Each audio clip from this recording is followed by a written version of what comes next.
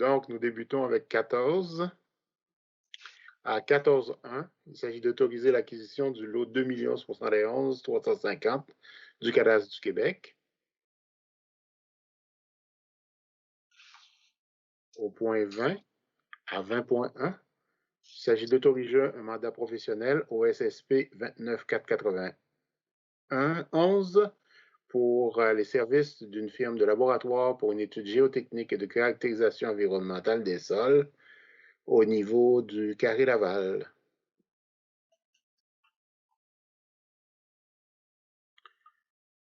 22.1, il s'agit d'adopter les rapports finaux de la Commission de la gouvernance.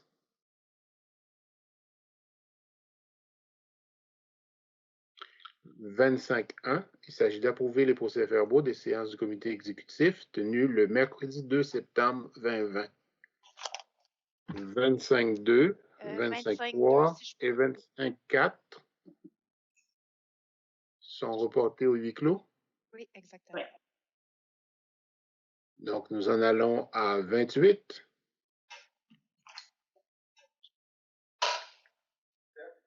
Ah, Bertrand, ça va? Oui, bon Dieu est bon pour toi.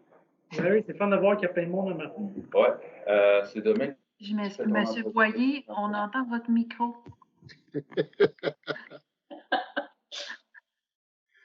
Donc, 28.1, il s'agit de déposer les rapports concernant les acquisitions de placements réalisées le 2 juillet 2020. 28.2, il s'agit d'émettre des obligations au 14 octobre 2020 pour 50 millions. 28.3, il s'agit d'émettre des obligations pour aussi un montant de 50 millions. Et 28.4, c'est une émission d'obligation aussi pour le 14 octobre 2020 de 50 millions. Et 28.5, il s'agit de déposer le rapport d'information hebdomadaire sur les déboursés.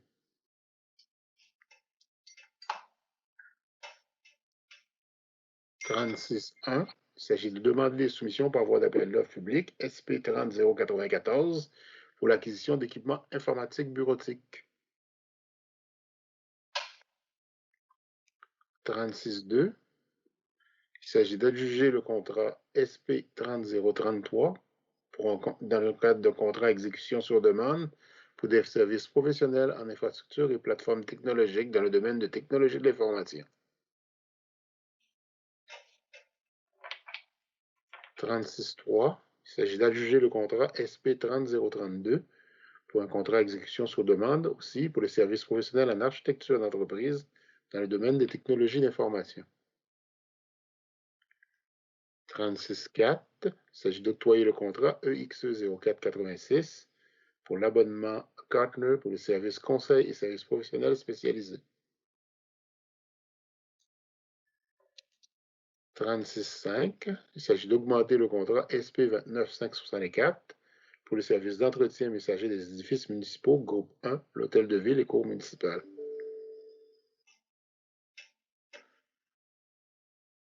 36.6, il s'agit d'adjuger le contrat SP 30055, les zones 1A, 1B, 1C, 1D, 1F, 2C, 6A et 6D, pour les services de tassement de la neige et annuler les zones 6B et 6C, et rejeter les soumissions reçues pour ces deux zones. 36.7, il s'agit d'adjuger le contrat SP 30057 pour le service de tassement de la neige et d'épandage de fondants chimiques des bretelles de l'autoroute 440. 36.8, il s'agit de demander des soumissions par voie d'appel d'offres public au SSP 30099 pour les services d'ingénieur conseil en civil, mécanique et électrique et structure pour l'opération des plans et devis et les services durant la construction pour les travaux de pavage de la cour du secteur 6. 36.9, il s'agit de demander des soumissions par voie d'appel d'offres public au SSP 30078 pour les services professionnels d'une firme de laboratoire en sol pour le contrôle qualitatif lors des travaux d'entrée de service. 36.10, il s'agit de prendre acte de la liste des contrats pour le mois de juillet 2020 selon l'article 477.3 de la loi des cités et villes.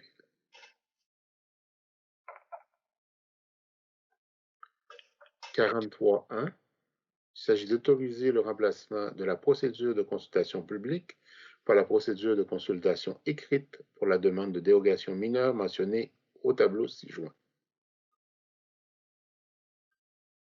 43.2. Il s'agit d'accepter la demande d'un plan d'implantation et d'intégration architecturale PI 2020-139 pour le 353 chemin du bord de l'eau.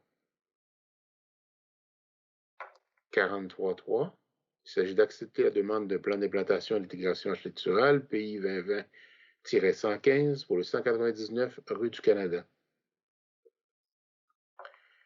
43.4. Il s'agit d'accepter la demande d'un plan d'implantation et d'intégration architecturale PI 2019-232 pour le 1585 boulevard de Laurentides. 43.5. Il s'agit d'accepter la demande d'un plan d'implantation et d'intégration architecturale PI 2020-106 pour le 4352 5e avenue. J'aurais une question. C'est Nicolas Borne. Oui. 43.5, c'est une question qui s'adresse autant au CCU qu'au service de l'urbanisme. Là, moi, je lisais qu'il y a eu un avis défavorable pour ce projet-là, qui est situé à Laval-Ouest, donc un secteur où il y a beaucoup de chalets, de maisons chalets qui sont reconvertis en 2 étages. Je lisais là qu'un des critères défavorables était le fait que l'implantation était supérieure à 10 pieds au niveau du toit là, par rapport aux maisons qui étaient contiguës ou aux voisins, là, pour être plus précis. Donc, est-ce que c'est normal là, de voir des 10 pieds? Est-ce que c'est quelque chose qu'on voit souvent? Là, je le vois que c'est noté de façon défavorable, mais dans le secteur, est-ce que c'est quelque chose qu'on voit souvent du côté du service de l'urbanisme? Et en fin de compte, qu'est-ce qui a poussé à proposer un avis défavorable finalement? Qu'est-ce qui a fait pencher la balance? Parce que je vois beaucoup de maisons comme ça là, qui sont implantées dans le secteur. Bonjour, M. Borne, Luc Paquette. Oui, bonjour. Pour répondre à votre question, je vous dirais que la différence d'auteur de 10 pieds, bon, c'est sûr qu'on c'est pas facile, on est dans des secteurs qui sont en transformation, mais en même temps, il faut quand même garder un peu le caractère du secteur. Là. C'est des anciens secteurs, vous le connaissez mieux que moi, là. C'est des secteurs de villégiature qui ont été modernisés depuis plusieurs décennies. Alors, on essaie avec les PIA de faire une intégration qui est relativement harmonieuse, mais on comprend que il y a des nouveaux besoins, il y a des nouvelles tendances aussi en habitation. Fait que je ne sais pas si vous avez vu aussi la première proposition qui a été déposée versus celle qui a été présentée. Oui. Il y a eu des changements importants, mais il demeurait quand même plusieurs points. La question du 10 pieds, je vous dirais que c'est un peu une règle qu'on essaye pour traiter les dossiers de façon assez équivalente, pour pas qu'il y ait trop de différences d'auteur avec les bâtiments adjacents, puis on essaye de travailler les pentes de toit aussi pour adoucir les différences. Alors, en gros, c'est ça, mais les éléments étaient pas mal tous dans le rapport là, pour les critères défavorables. D'accord, merci.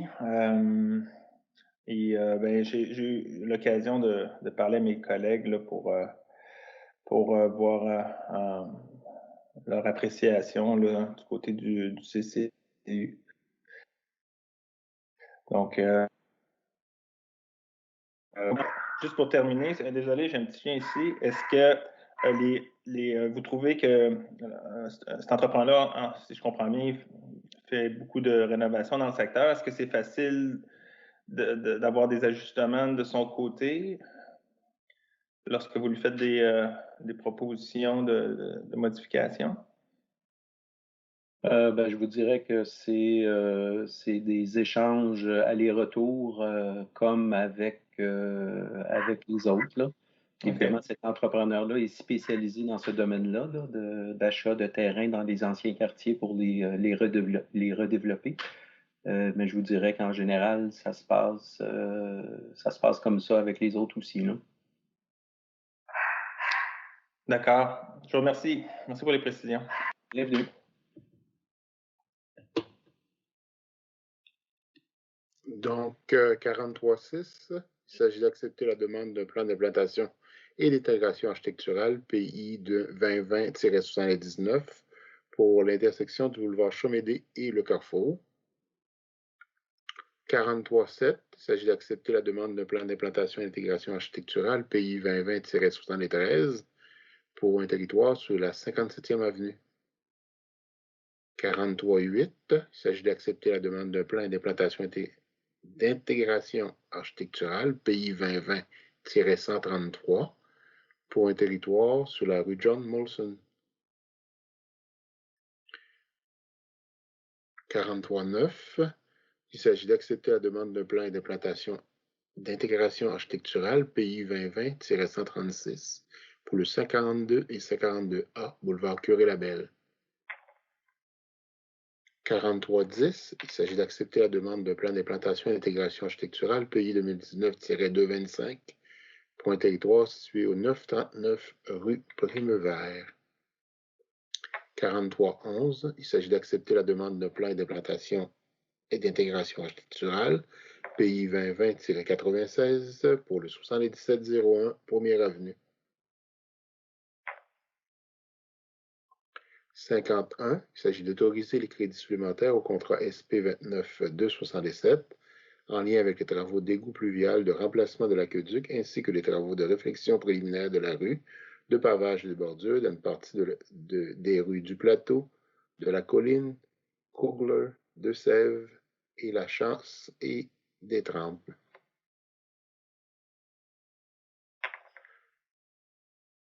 52, il s'agit d'autoriser la création d'une servitude d'aqueduc et de bornes fontaines pour le projet intégré PINT 35 917, domaine Sainte-Rose, sur une partie du lot 5 200 940 du cadastre du Québec. Monsieur Ulysse, j'avais des questions pour ce dossier. Oui. En fait, je veux juste réouvrir. Oui, je voudrais d'abord savoir les délais qui expliquent, parce que dans le fond, ça a été autorisé en 2017 et il devait y avoir le permis de branchement de la dernière unité. Il devait avoir une obtention de la servitude par la suite. Ça fait quand même 3 ans, donc je me demandais juste qu'est-ce qui expliquait ces délais-là. Chantal et Louis, écoutez, je vais devoir valider qu'est-ce qui s'est passé depuis 3 ans. Là, je ne suis pas en mesure de vous répondre. Qu'est-ce qui a causé ces délais-là? Je vais vous revenir. D'accord. Puis une deuxième question. L'entente indique, l'entente a été signée le 11 mars et ça disait que l'acte de servitude devait être signé dans les 90 jours suivant la signature de la résolution. Donc, j'imagine qu'on a obtenu une prolongation de ce délai, que ce serait toujours valide. Je vais valider également. D'accord, merci.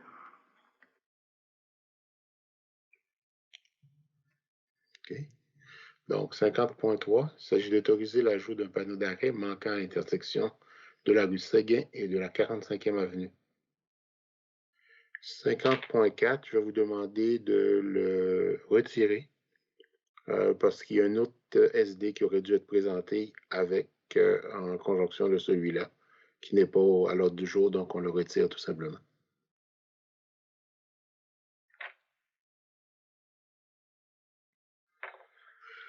55, il s'agit d'implantation d'interdiction de stationner en tout temps des deux côtés de la rue Vassan. 56, il s'agit de modifier la signalisation de stationnement sur la rue Plage des Îles entre boulevard des Mille-Îles et la fin de la rue sur l'île Saint-Joseph.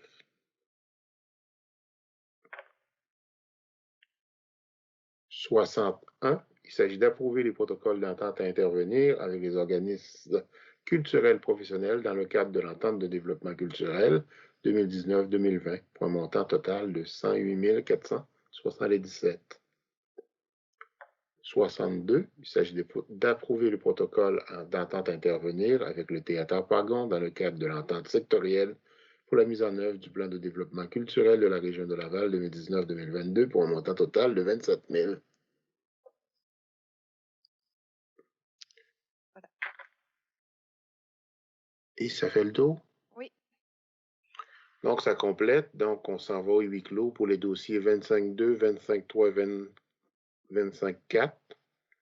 Ensuite, on fera le huis clos, le reste de l'ordre du jour du huis clos.